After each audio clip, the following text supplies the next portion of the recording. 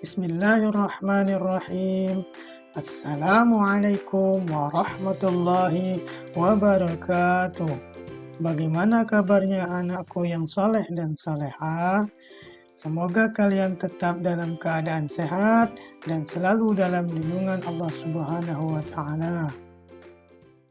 Kembali lagi kita belajar dalam mata pelajaran Pendidikan Agama Islam dan Budi Pekerti, itu sekolah dasar kelas 5. Baiklah anakku semua, terlebih dahulu marilah kita berdoa kepada Allah Subhanahu wa Ta'ala agar diberikan kemudahan dalam belajar dan diberikan ilmu yang bermanfaat. A'udzu billahi minasy syaithanir rajim. Bismillahirrahmanirrahim. Raditu billahi rabba wa bil islami dina wa bi Muhammadin nabiyyan wa rasula. Rabbi zidni ilma warzuqni fahma. Amin. Anak-anakku yang soleh dan solehah, pada pertemuan kali ini kita akan belajar materi cita-citaku menjadi anak yang soleh. Pada submateri orang jujur disayang Allah. Anak-anakku semuanya, apa cita-citamu? Ada seorang anak kalau ditanya cita-citanya, pasti dia akan menjawab, ia ingin menjadi seorang dokter. Kalau tidak, ia ingin menjadi seorang insinyur. Dan ia ingin menjadi seorang pilot. Tetapi ada seorang anak kecil, yaitu bernama Amin. Dia bercita-cita ingin menjadi anak yang soleh. Silakan anakku bercita-cita menjadi seorang insinyur atau seorang pilot atau seorang dokter. Tetapi jika ingin menjadi seorang dokter, maka jadilah dokter yang soleh. Jika ingin menjadi seorang insinyur, maka jadilah seorang insinyur yang soleh. Dan jika ingin menjadi seorang pilot, maka jadilah seorang pilot yang soleh. Anak-anakku semuanya, tentu kalian bertanya-tanya, apa arti soleh? Soleh artinya baik. Anak yang soleh berarti anak yang baik. Adapun ciri-ciri anak yang soleh, yaitu yang pertama adalah taat kepada Allah Subhanahu wa Ta'ala. Selain taat kepada Allah, dia juga mempunyai perilaku jujur. Anak-anakku semuanya, tahukah kalian apa arti jujur? Jujur artinya lurus hati atau berkata apa adanya.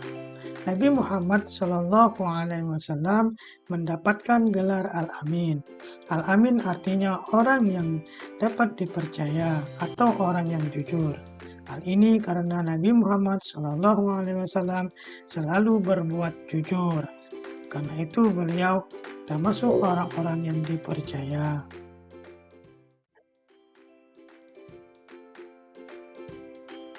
Anak-anakku semuanya, selanjutnya kita membahas tentang dalil perbuatan jujur. Adapun dalil perbuatan jujur yaitu adalah dalam surah Al-Ahzab ayat 70. A'udzu billahi minasy syaithanir rajim. Bismillahirrahmanirrahim. Ya ayyuhalladzina amanu taqullaha wa qulu qawlan sadida. Wahai orang-orang yang beriman, bertakwalah kepada Allah dan ucapkanlah perkataan yang benar lagi jujur. Macam-macam jujur. Macam-macam jujur ada 3. Yang pertama jujur kepada Allah. Jujur kepada Allah, melaksanakan sholat adalah bukti jujur kita kepada Allah. Sholat tidak boleh mengharap pujian dari orang lain. Perhatikan gambar di samping. Mereka sholat berjamaah. Yang kedua yaitu jujur kepada diri sendiri. Tidak mencontek ketika ujian, bukti bahwa kita jujur kepada diri kita sendiri. Kita harus percaya diri, harus percaya kepada kemampuan kita sendiri. Yang ketiga yaitu jujur terhadap orang lain. Mengembalikan yang bukan hak milik kita, bukti jujur terhadap orang lain. Kita tidak boleh mengambil barang orang lain, barang yang bukan hak milik kita. Perhatikan, ada seorang anak yang menemukan sebuah pensil dan ia mengembalikan dan bertanya, siapakah pemilik pensil itu? Nah, itu adalah salah satu contoh jujur terhadap orang lain.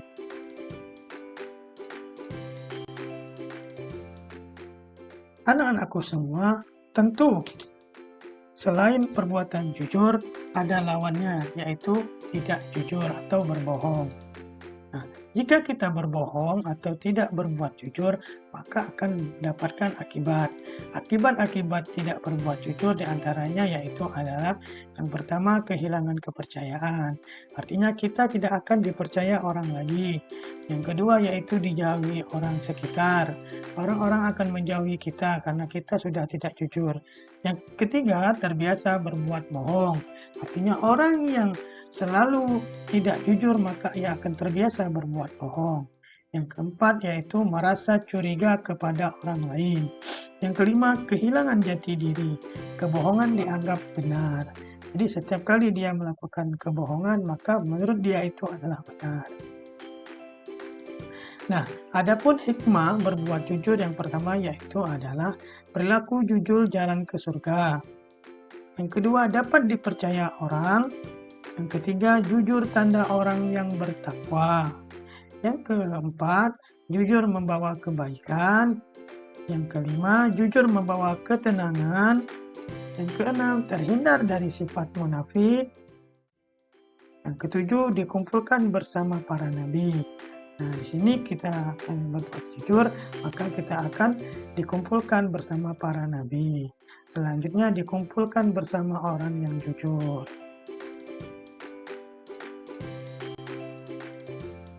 Nah, anak-anakku semuanya, adapun kesimpulan pada pelajaran kali ini yaitu yang pertama adalah jujur adalah sesuai antara perkataan dan perbuatan.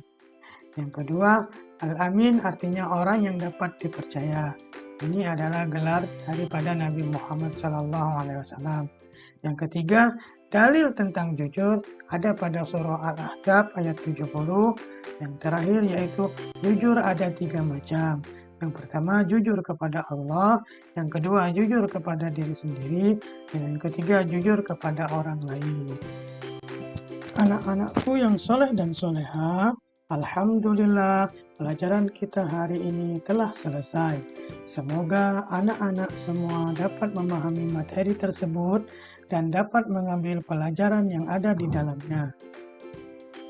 Untuk itu, mari kita akhiri dengan berdoa.